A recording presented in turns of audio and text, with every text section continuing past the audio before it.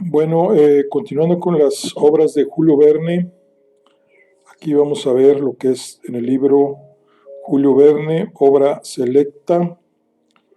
Es un prólogo de Juan Domingo Argüelles, es Mirlo, tinta viva. Entonces aquí este es el tomo 2, donde viene Viaje al centro de la Tierra, La vuelta al mundo en 80 días, Un capitán de 15 años y Miguel Strogoff. Son 4 obras que vienen aquí en este libro. Vamos a ver qué viene aquí en la contraportada. Dice: todo lo que de grande se ha realizado ha sido en nombre de esperanzas exageradas. Julio Verne. Julio Verne tuvo la osadía de soñar con un universo en el cual los viajes a la luna, los recorridos por el fondo del mar y el centro de la Tierra, las máquinas voladoras, la computadora, helicópteros y hologramas eran una realidad cotidiana. Este volumen reúne las obras más representativas de las dos vertientes temáticas principales del visionario francés: los viajes extraordinarios y la novela de aventuras. Viaje al centro de la Tierra, la obra más fantástica y tal vez la más literaria de Verne, nos cautiva por la intensidad de su narración y por el indefinible misterio que encierra la naturaleza cuando se penetra en ella por los caminos de la imaginación. La vuelta al mundo en 80 días se distingue por su tratamiento humorístico, el irresistible atractivo de sus protagonistas, en especial de Phileas Fogg, hombre obsesionado con la puntualidad y la exactitud, y su criado Passepartout, ingenuo y espontáneo, contribuye a la frescura de este clásico. El joven protagonista de Un capitán de 15 años nos muestra que la perfidia humana puede llegar a extremos increíbles, pero que con valor e ingenio se puede sobrepasar. En esta obra, Verne describe en toda su crudeza la trata de esclavos tal y como era ejecutada a fines del siglo XIX en las colonias europeas. El argumento Miguel Strogoff relata los peligros y sufrimientos en el protagonista que el protagonista debe superar para cumplir la misión que le ha encomendado personalmente el zar: preservar la unidad de la patria. Pues esas son las 4 novelas que vienen en este tomo, que es el tomo 2. Vamos a ver aquí lo que es en la contraportada, en la portada interior. Dice que Julio Verne nació el 8 de febrero de 1828 en Nantes, Francia, en el seno de una familia burguesa. Siguió la carrera de leyes para continuar los pasos de su padre, pero muy joven decidió abandonar ese camino para dedicarse a escribir. Sus inicios literarios fueron difíciles, pues sus piezas de teatro no tuvieron una divulgación importante y recurrió a la docencia para sobrevivir, hasta que colaboró con el editor Pierre Jules Hetzel, quien se interesó en sus textos y con quien publicó Viajes extraordinarios, una popular serie de novelas y aventuras entre las que se incluían 5 semanas en globo, 1863, Viaje al centro de la Tierra, 1864, 20.000 leguas de viaje submarino, 1870, y La vuelta al mundo en 80 días, 1873. A estas obras iniciales siguieron pronto muchos libros memorables, que se sumaron a una producción novelística que supera el medio centenar de títulos. Desde 1979 es el segundo autor más traducido en el mundo y es considerado junto con H. G. Wells, el padre de la ciencia ficción, Julio Verne, enfermo de diabetes desde hacía años, muere en su hogar en Longeville el 24 de marzo de 1905. Muy bien, bueno. Julio Verne, tomo 2, traducción de Eric Reyes, Rotter, Ave Barrera y Raúl Aníbal Sánchez. Prólogo de Juan Domingo Argüelles. Tinta viva. Muy bien. Entonces aquí en el índice viene un prólogo, viaje al centro de la Tierra, la vuelta al mundo en 80 días, que es la novela que vamos a ver, un capitán de 15 años y Miguel Estrofo. Vamos a ver el prólogo. Dice, leer a Julio Verne es una de las experiencias más maravillosas de la infancia y la adolescencia. Y volver a sus libros, cuando uno ya no es precisamente joven, es descubrir o constatar que mucho de lo que el gran escritor francés imaginó sigue en la memoria y en el espíritu más allá de los años. Tal es la magia de la gran literatura, tal es la fuerza de la imaginación. Julio Verne, Nantes, 1828, bueno, nace en 1928 y muere en 1905.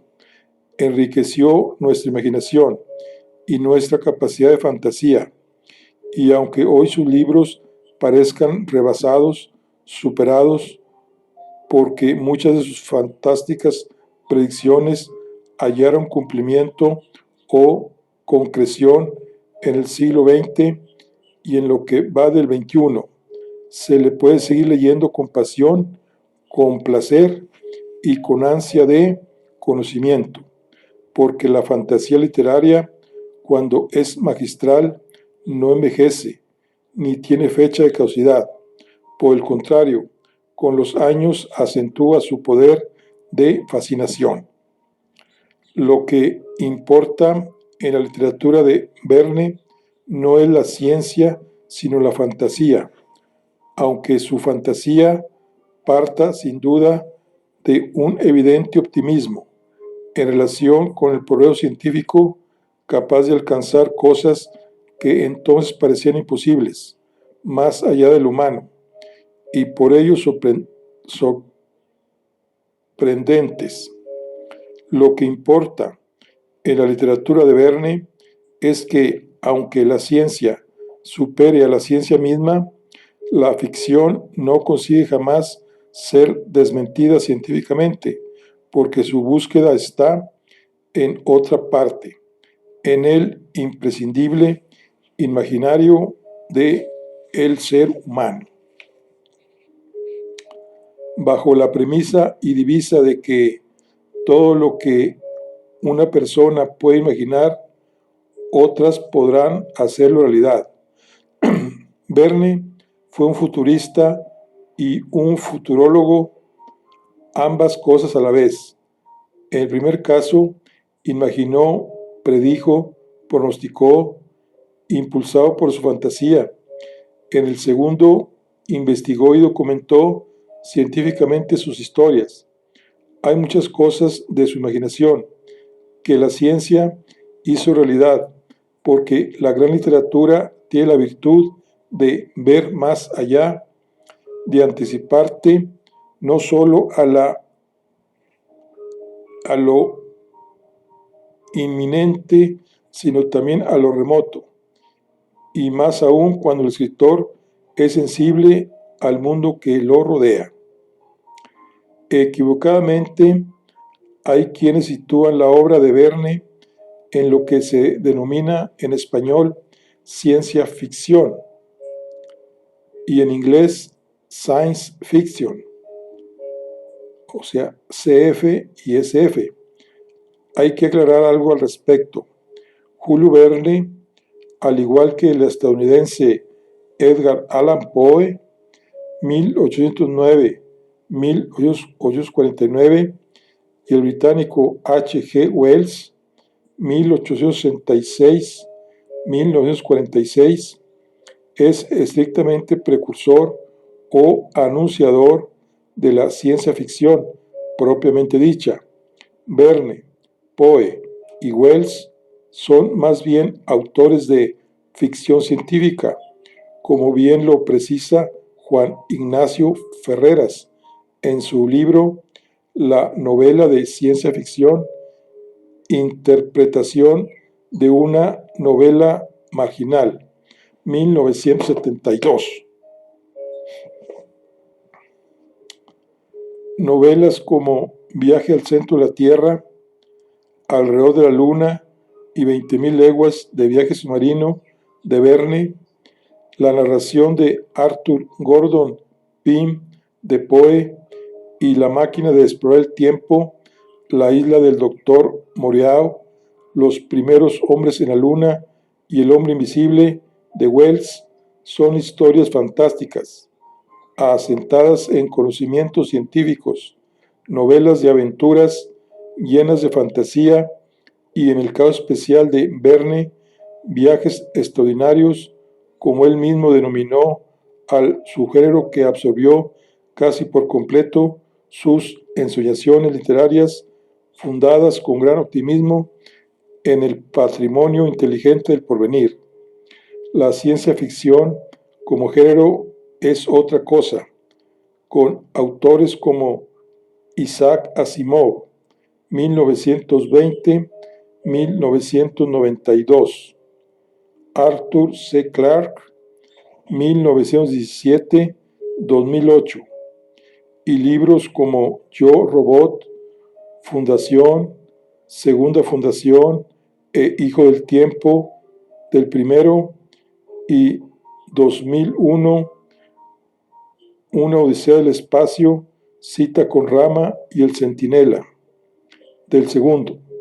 Por supuesto, este género también parte de la ciencia, pero a decir de Ferreras, justamente es el uso literario que se le da a la ciencia en la ciencia ficción, lo que hace la diferencia con la novela científica. Explica a Ferreras: entiendo por novela científica aquella que se basa o se inspira en una rama cualquiera de las ciencias naturales, una novela que se inspira en un supuesto descubrimiento científico real o falso, profético o no, ajusta su problemática al desarrollo del supuesto científico que le sirve de base. Generalmente, este tipo de obras arranca siempre de un acto de fe, real o no, supuesto o no, en la ciencia, un descubrimiento, la creación de una máquina, una nueva aplicación de una ley física o química, etc. Todo el universo de la obra viene constituido por este descubrimiento, esta máquina, y la novela se desarrolla a medida que se va desarrollando la aplicación victoriosa o fracasada del nuevo descubrimiento.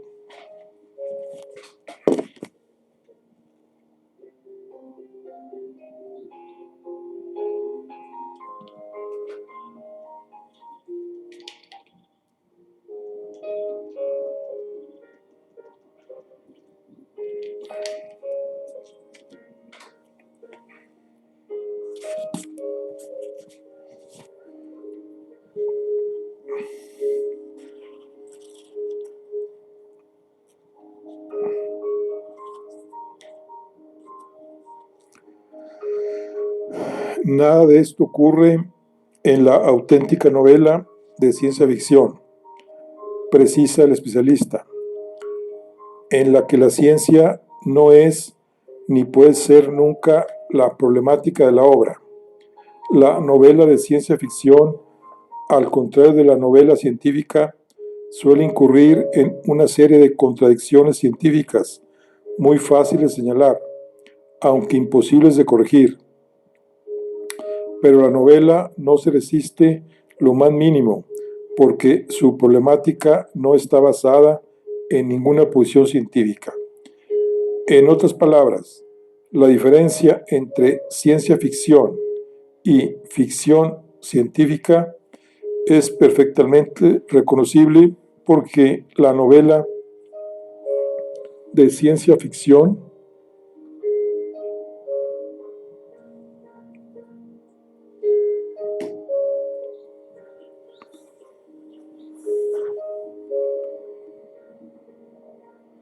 pone en entredicho la ciencia al hacer la ficción y al situarla más allá de la lógica cientificista. En cambio, la novela científica, que también cultivó, por ejemplo, Arthur Conan Doyle con El mundo perdido y La tierra de la tiniebla, entre otras, cree en la potencia del conocimiento científico y le encuentra aplicaciones insospechadas. Por ello, concluye Ferreras, un Verne no discute jamás el valor de la ciencia.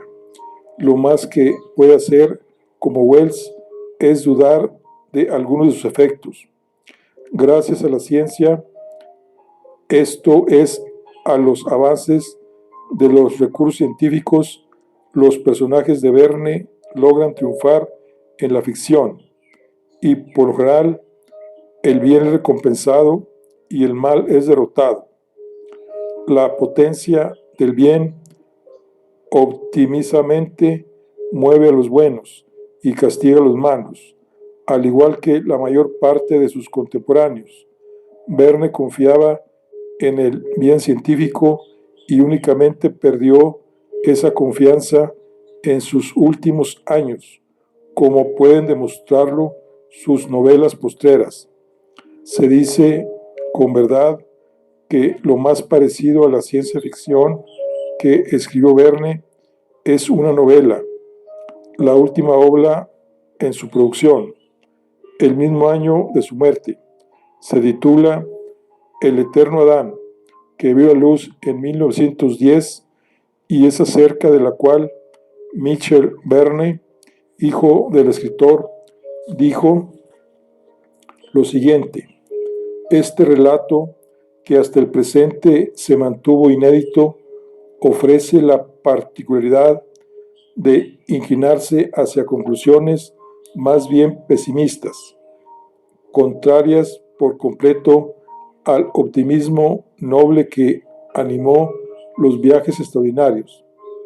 En efecto, lo que caracterizó la mayor parte de la obra de Verne, en particular todos los libros que lo hicieron popular, es lo que su hijo denomina optimismo noble. De este optimismo noble están llenas las páginas de las obras que nos hicieron soñar con otros mundos, dentro y fuera de nuestro. Cada novela, cada aventura de Verne es un sueño que a veces, solo a veces, se convierte en pesadilla y que alcanzará su más alto grado de pavor infernal en El eterno Adán, cuando su optimismo noble en la relación con el progreso científico se desmorona al convertirse él en un pesimista que por lo demás nunca estuvo como entonces más cerca de la realidad que del sueño. La obra de Verne es particularmente importante porque formó en la lectura a muchas generaciones a partir de la segunda mitad del siglo XIX, en la que debemos denominar novela de aventuras o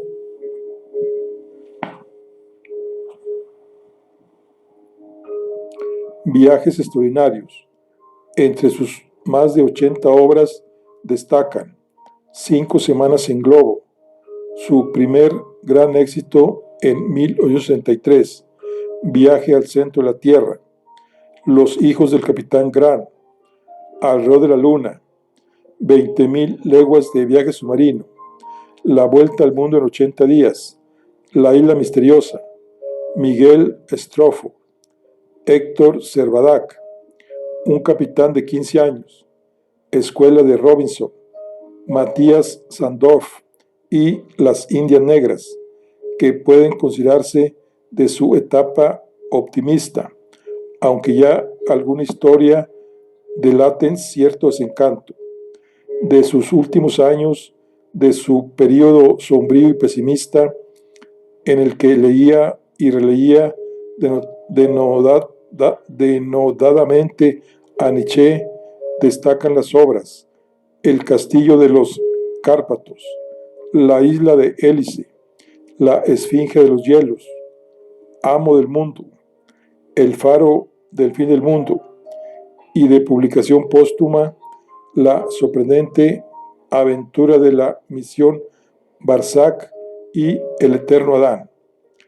En este volumen que el lector tiene en las manos se reúnen 4 novelas de la etapa más luminosa de Verne, la que corresponde a sus viajes extraordinarios y a sus relatos de aventuras fantásticas, no exentas de peligro, riesgo e incluso muerte.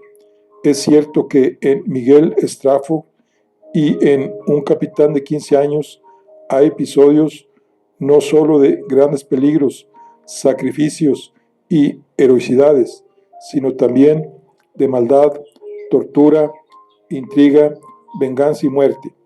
Pero en Viaje al centro de la Tierra domina la fantasía y el ensueño de otros universos escondidos, y en La vuelta al mundo de 80 días, quizá la obra más famosa de Verne y la más celebrada, hay una serie de peripecias para superar un reto aparentemente imposible y que ya anuncia el mismo título, darle la vuelta al mundo en 80 días, pero no antes de vencer cientos de situaciones y obstáculos, no solo riesgosos, sino también chuscos, pues tampoco falta el humor en la narrativa verniana.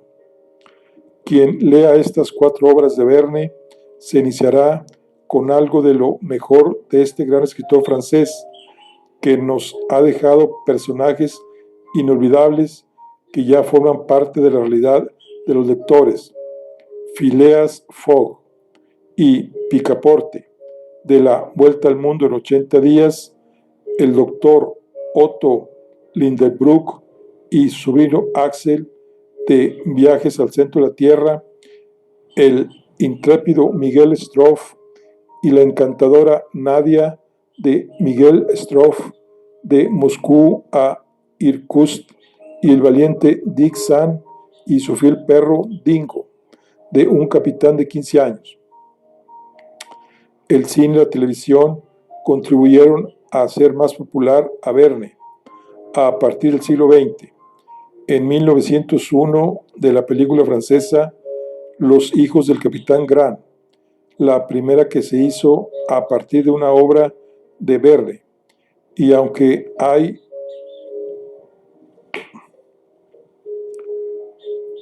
hoy las adaptaciones cinematográficas y televisivas de las grandes obras del escritor francés son cada vez más escasas y no precisamente extraordinarias. En el 2004 es La vuelta al mundo en 80 días con Jackie Chan. En el 2008, Viaje al centro de la Tierra con Brendan Fraser. Muchas de las ideas y tramas de las novelas de Verne siguen presentes en el imaginario que explota la cinematografía. Es innegable que la popularidad de Verne, al igual que la de Emilio Salgari, 1862-1911, ha disminuido considerablemente en relación con la que gozó en la segunda mitad del siglo XIX y en la primera del siglo XX.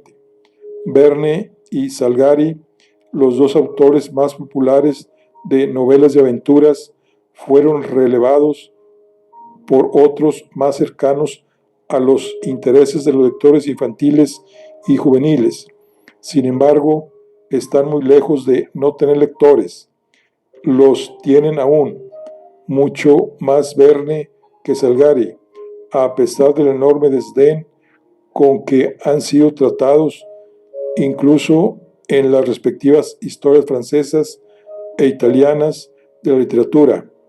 En 1899, el joven Raymond Roussel tenía 21 años, visita a Verne y luego afirma: Verne es, y con mucho, el mayor genio literario de todos los tiempos. Roussel exagera, sin duda, movido por su entusiasmo juvenil, pero mayor exageración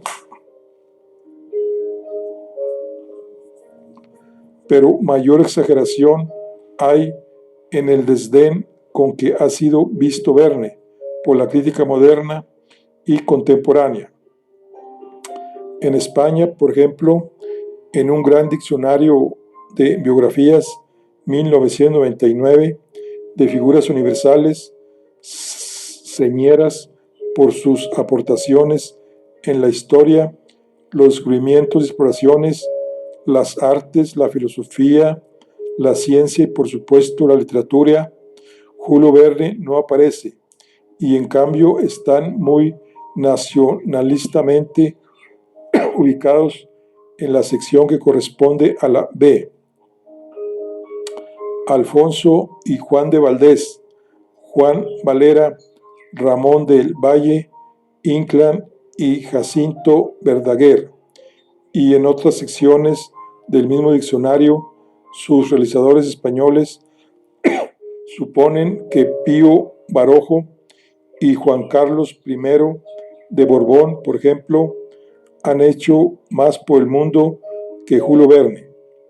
También en España, en la enciclopedia Salvat del 2004, le dedican 18 líneas de una angosta columna a Verne, aunque contradictoriamente le dediquen toda una página a su novela Viaje al centro de la Tierra.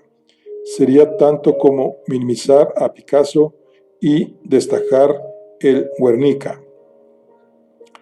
Entre otras lenguas y en otros ámbitos culturales y literarios, se repite o se agrava el desdén hacia Verne. En el pretencioso volumen Libros, todo lo que hay que leer, 2002, de la alemana Christian Sachirne, Julio Verne no existe ni siquiera mencionado al paso en la sección Clásicos Triviales. En cambio, sí están Camilo José Cela y J.K. Rowling. Y es que se necesita de veras bastante necedad para catalogar como triviales obras tan importantes en la literatura universal como Frankenstein de Mary W. Shelley y Drácula de Bram Stoker. Por supuesto, para la doctora Chirnitz, ninguna de las obras de Verne alcanza la calidad para siquiera ser motejada entre los clásicos triviales. De manera similar, procede el gran lector neoyorquino Harold Bloom en El Canon Occidental, 1994. En sus páginas no admite a Verne y debemos suponer que para él el gran escritor francés carece también de méritos para estar en su voluminosa antología, Relatos y Poemas para niños extremadamente inteligentes de todas las edades. Pese a estos prejuicios literarios que pertenecen especialmente a la lectura académica, Verne sigue alentando lectores de todas las edades, y que sean extremadamente inteligentes o no, es asunto que, por fortuna, no determinan ni los críticos ni la academia. Pero si algo faltara por decirse, viniendo además de otro gran escritor que lo admiró y que incluso escribió un libro cuyo título es un homenaje, La Vuelta al Día en 80 Mundos, es cuestión de darle la palabra a Julio Cortázar. Desde pequeño, los viajes fueron para mí el objetivo final de mi vida, y yo creo que la culpa la tuvo Julio Verne. Los viajes extraordinarios de Verne, todos maravillosos y muchos de ellos inolvidables, no solo alentaron la imaginación y la felicidad de los lectores, sino que contribuyeron también a formar a otros escritores ansiosos de prodigios y aventuras. No hay razón para pensar que esto ya no ocurra. En las primeras líneas de El castillo de los Cárpatos, el narrador nos dejó el siguiente mensaje: somos de una época en que ocurre todo. Tenemos casi derecho a decir en que todo ha ocurrido. Si nuestro relato no es totalmente verosímil, puedo serlo mañana. Ya es mañana. Bueno, este es un prólogo habíamos dicho que es de Juan Domínguez Argüelles, ensayista, crítico literario y editor. Realizó estudios de letras hispánicas en la UNAM, dirige Ibero, revista de la Universidad Iberoamericana, y es columnista en diversas publicaciones periódicas como El Financiero, El Universal y La Jornada. Premio Nacional de Poesía Efraín Huerta en 1987, Premio de Ensayo Ramón López Velarde, 1988, Premio Nacional de Literatura Gilberto Owen, 1992, y Premio Nacional de Poesía Aguascalientes, 1995. Ha publicado Ustedes que leen, 2006, La letra muerta, 2010, y libros antológicos como Dos siglos de poesía mexicana, 2001 y 2009, y breve antología de poesía mexicana, impúdica, precoz, satírica y burlesca, 2014. Este es Juan Domínguez Argüelles, que es el autor de el prólogo.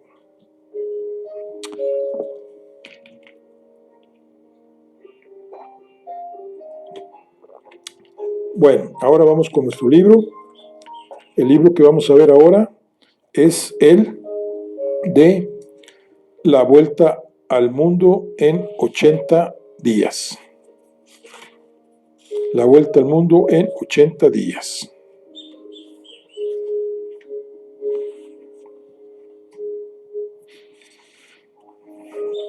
Vamos a ver.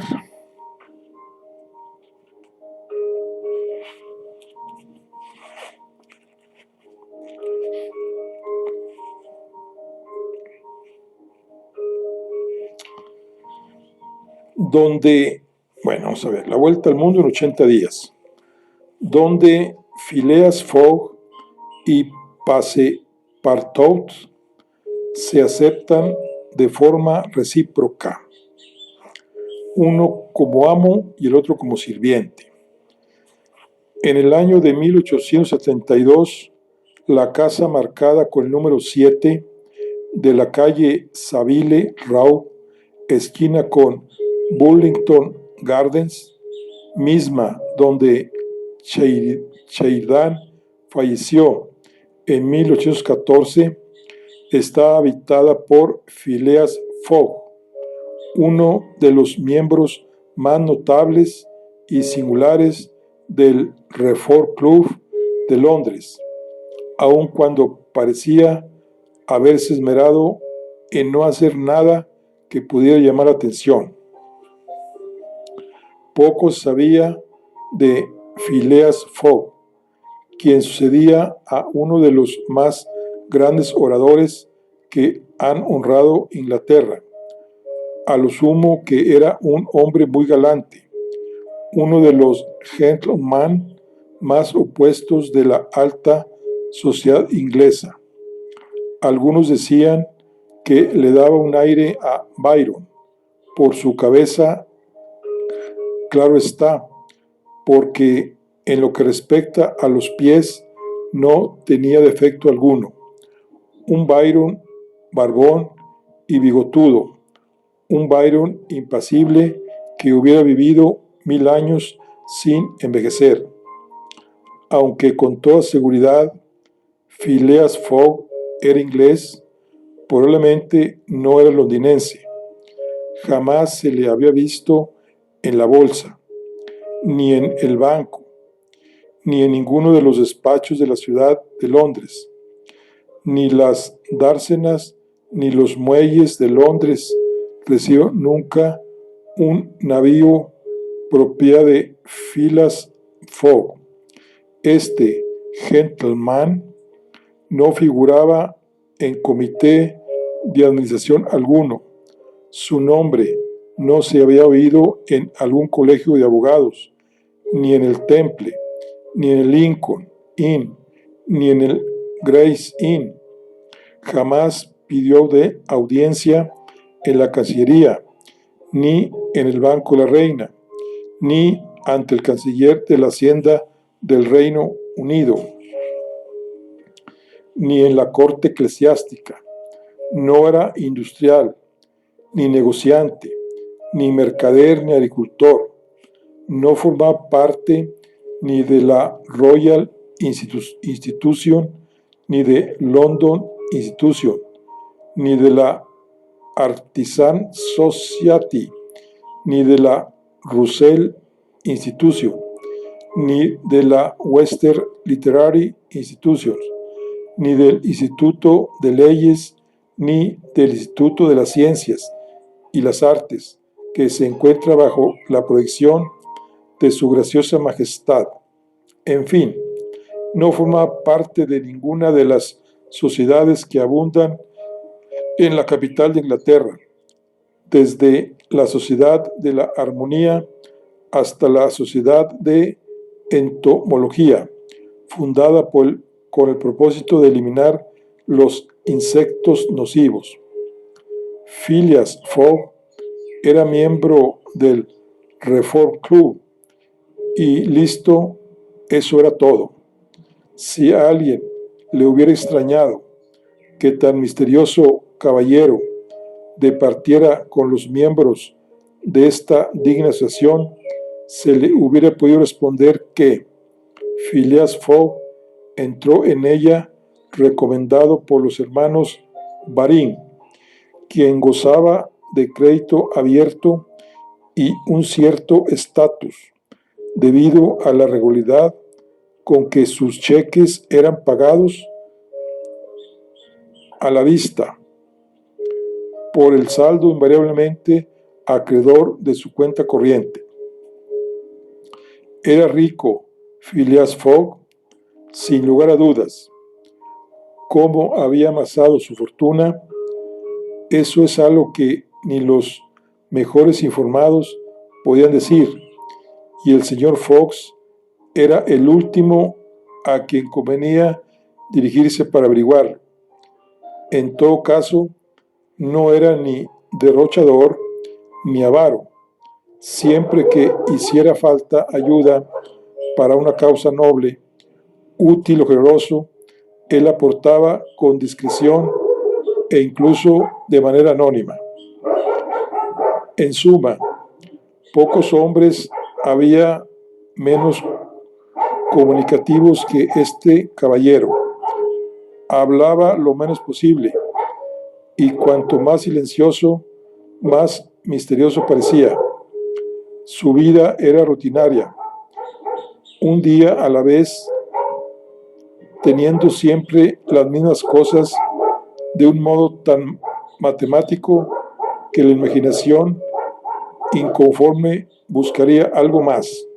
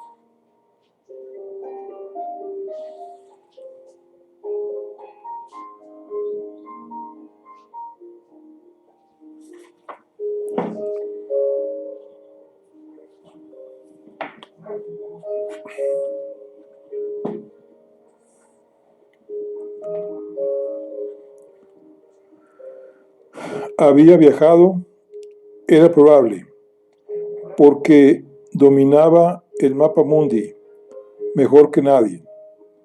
No había sitio, por oculto que estuviese, del que no aparentara tener verdadero conocimiento. En ocasiones, siempre usando breves y claras palabras, rectificaba los 1000 comentarios falsos que circulaban en el club acerca de viajeros que se extraviaban por una temporada o que se perdían de forma definitiva.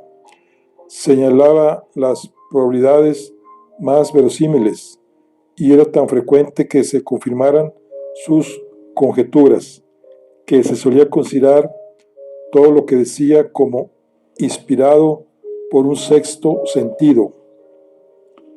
Se trataba, pues, de un hombre que parecía haber estado en todas partes, al menos en su imaginación. Lo cierto era que Phileas Fogg no había salido de Londres desde hacía bastantes años.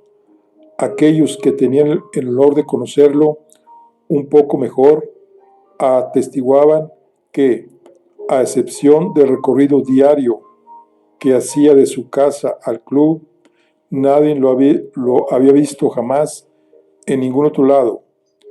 Su único pasatiempo era leer los periódicos y jugar naipes, aun cuando ganaba muy seguido en el silencioso juego del whist tan adecuado a su naturaleza.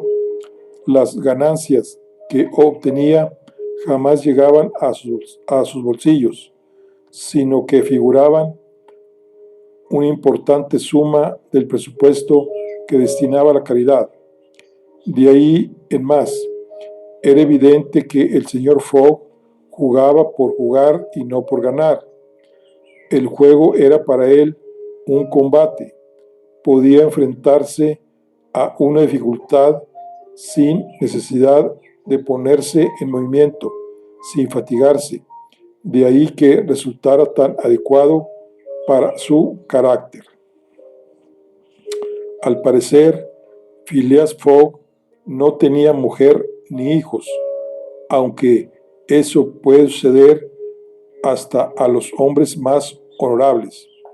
Tampoco se sabía que tuviera parientes o amigos, lo cual sí resultaba verdaderamente extraño. Vivía solo y a su casa de la calle Savile Row nadie más entraba. Le bastaba con un solo sirviente, pues tomaba el almuerzo y la cena en el club a una hora cronométricamente determinada, en el mismo salón, en la misma mesa, sin relacionarse para nada con sus colegas. Jamás convidó a alguien de fuera. Volvía a su casa solo para dormir, siempre a la medianoche en punto. En ninguna ocasión se sirvió de los confortables dormitorios que el Reform Club ponía a disposición de los miembros del círculo. De las 24 horas del día, 10 las pasaba en su casa, durmiendo o acicalándose en el tocador. Si llegaba a pasear, invariablemente iba y venía con paso regular por el vestíbulo de piso de parquet en Marquetería, o bien por la galería circular sobre la que se alzaba sin domo de vitrales de color azul, sostenido por 20 columnas jónicas de piedra de pórfido color rosa. Para el almuerzo y la cena eran la cocina, la repostería, la despensa, la pescadería y la lechería del club las que aderezaban su mesa de forma suculenta.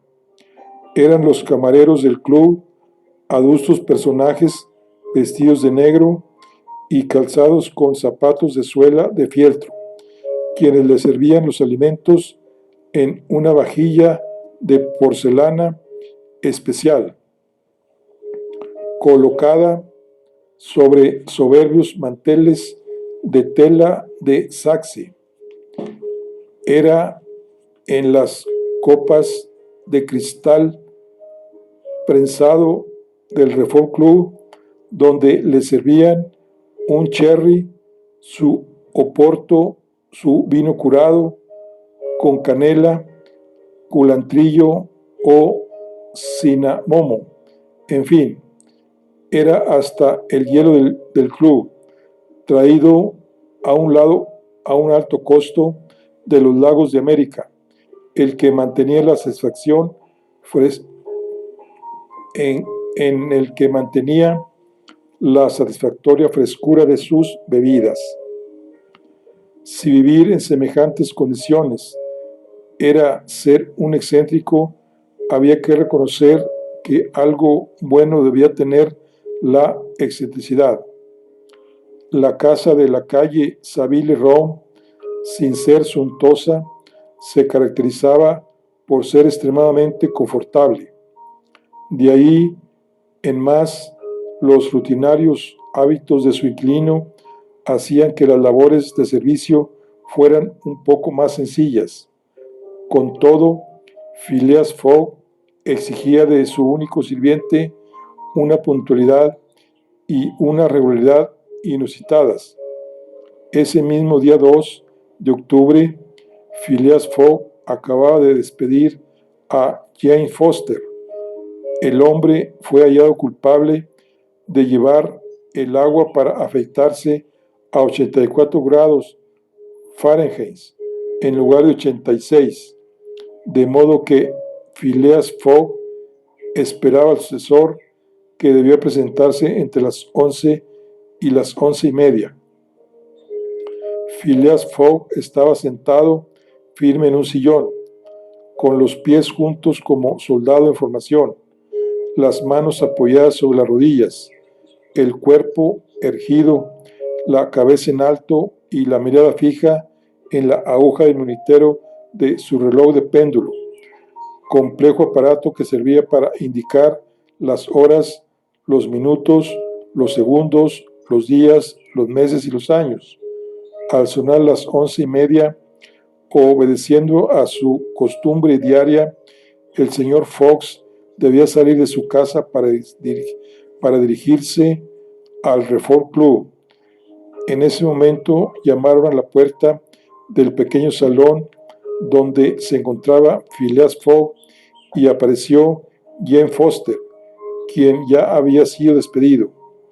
Llegó el nuevo sirviente, dijo. Un muchacho de unos 30 años se presentó y saludó. ¿Es usted francés y se llama John?, preguntó Phileas Fogg. Jean, si el señor no tiene inconveniente, respondió el recién llegado. Jean Passepartout, un apodo que se me ha quedado a causa de mi habilidad natural para salir de las dificultades. El apodo se refiere a la expresión en francés Passepartout, que significa llave maestra. Creo que soy un hombre honrado, señor, aunque, para serle franco, he desempeñado varios oficios. He sido cantante callejero, acróbata en un circo donde daba volteretas como Leotard y danzaba sobre la cuerda como Blondín. Para hacer más útil mi talento, me volví profesor de gimnasia y, por último, fui elemento del cuerpo de bomberos de París. Tengo en mi historial algunos incendios muy notables, pero ahí tiene usted que hace 5 años abandoné Francia y, en aras de saborear la vida de familia, me convertí en lacayo en Inglaterra.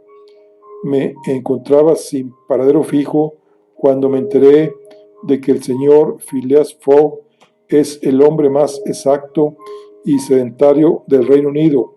Es por ello que me he presentado hoy en casa del Señor, con la esperanza de vivir tranquilo y de olvidar incluso el apodo de Passepartout. Pasapertor, me parece bien, respondió el caballero. Me fue muy bien recomendado. Tengo buenos informes acerca de su conducta. ¿Conoce mis condiciones? Sí, señor. Muy bien. ¿Qué hora tiene? Las 11:22, respondió Passepartout, extrayendo de las profundidades del bolsillo de su chaleco un enorme reloj de plata. Está atrasado, dijo el señor Fox. Que el señor me perdone, pero eso es imposible. Está atrasado por 4 minutos, pero no importa. Basta con que conste la diferencia. De modo que a partir de este momento, a las 11:29 de la mañana del miércoles 2 de octubre de 1872, comienza a estar a mi servicio. Al decir esto, Phileas Fogg se levantó, tomó su sombrero con la mano izquierda, con un gesto automático lo colocó en su cabeza y desapareció sin agregar otra palabra. Passepartout escuchó el sonido de la puerta al cerrarse una primera vez, cuando salió su nuevo amo, y lo escuchó por segunda vez al ser James Foster, su predecesor, quien se marchaba. Passepartout se quedó solo en la casa de Savile Row.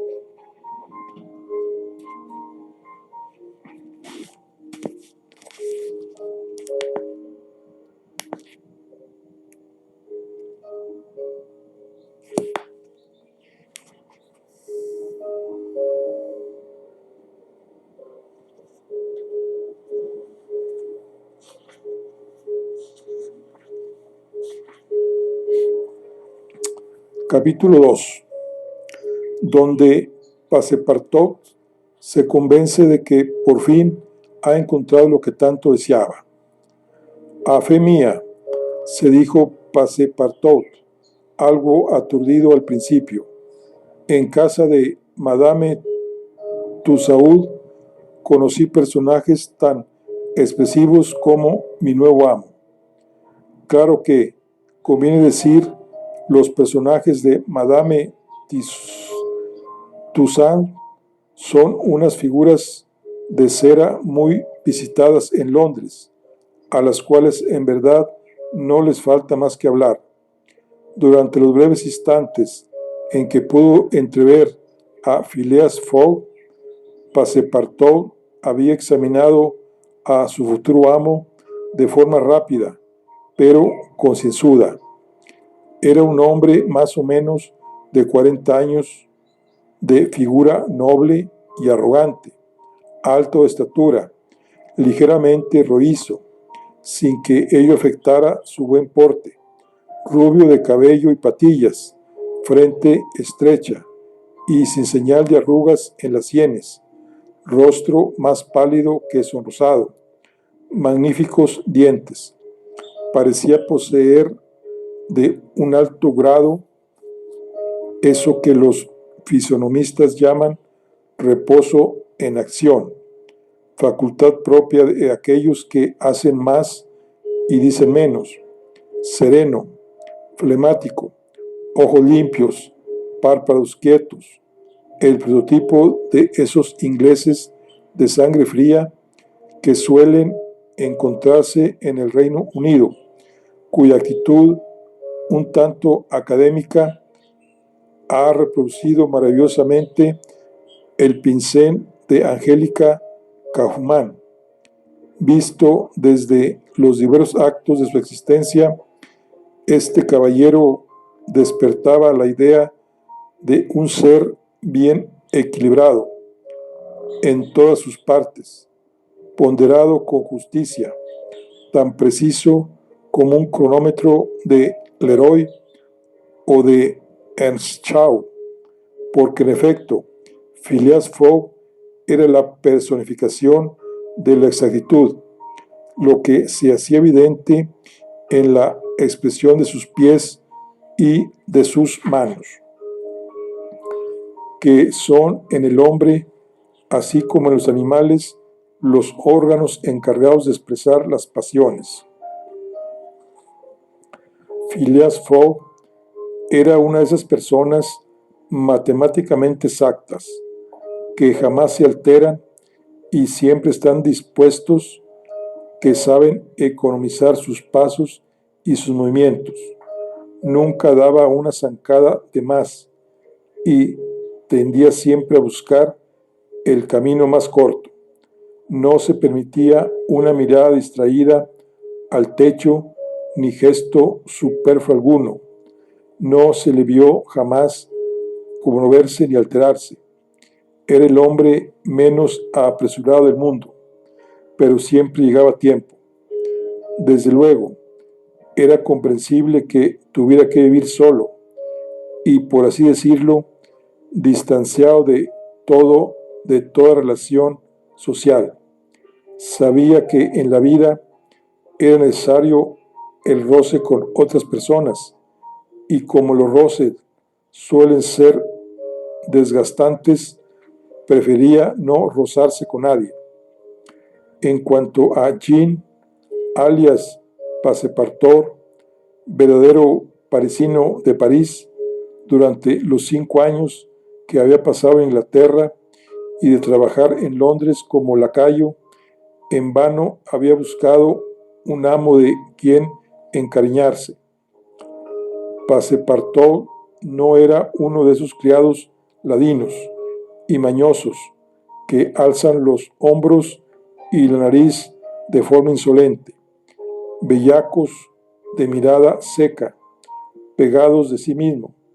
No, Passepartout era un muchacho guapo, de agradable fisonomía. Tenía los labios un poco salientes, presto siempre a saborear y a mimar. Un ser tierno, apacible y servicial, de cabeza redonda y bonachona. El tipo de cabeza que siempre os es grato encontrar sobre los hombros de un amigo. Tenía ojos azules, tez animada, la cara gruesa, como para que alcanzara a ver sus propios pómulos, un amplio tórax, talle fuerte, vigorosa musculatura, dorada de una fuerza hercúlea, admirablemente desarrollada por los ejercicios que había practicado en su juventud. Tenía el, tenía el cabello castaño y algo enmarañado. Si los escultores de la antigüedad conocían 18 maneras distintas de arreglar la cabellera de Minerva, Passepartout conocía solamente una: 3 pasadas del peine y estaba listo. Decir que el carácter explosivo de este muchacho se avenía al de Phileas Fogg era algo que no permitiría la más elemental prudencia. ¿Acaso sería Passepartout el sirviente absolutamente exacto que precisaba su amo? Ya se vería en la práctica. Después de haber tenido, como ya se sabe, una juventud vagabunda, aspiraba al reposo. Escuchó los elogios que se hacían del metódico inglés y la proverbial frialdad de los caballeros y se fue a buscar fortuna en Inglaterra. No obstante, hasta ese momento la suerte no había querido complacerlo. En ninguna parte había podido echar raíces.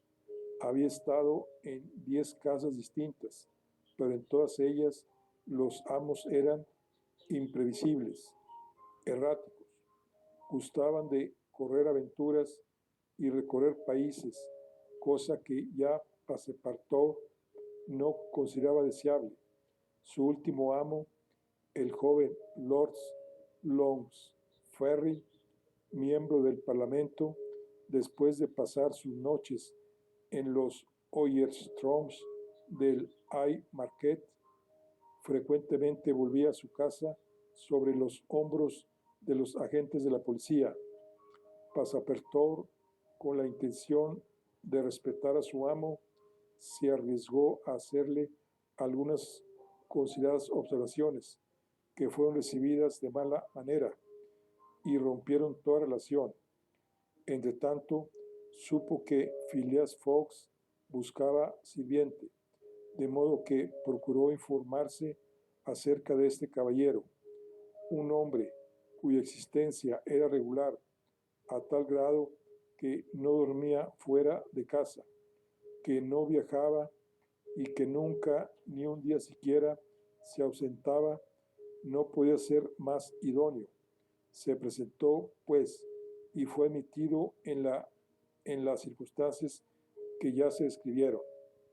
A las 11:30 en punto, Passepartout se encontraba solo en la casa de Saville Row. En el acto comenzó con la inspección del lugar. Recorrió desde la cava hasta la buhardilla. Le gustó la sencillez de esta casa limpia, bien arreglada, severa, puritana, bien dispuesta para el servicio. Le producía la impresión de un hermoso caparazón de caracol, pero de un caparazón limpio, despejado y templado, con gas, porque el hidrógeno carburado bastaba para suplir todas las necesidades de iluminación y calefacción. Passepartout encontró sin dificultad en el segundo piso la habitación que le había sido destinada. Era del todo conveniente. Los timbres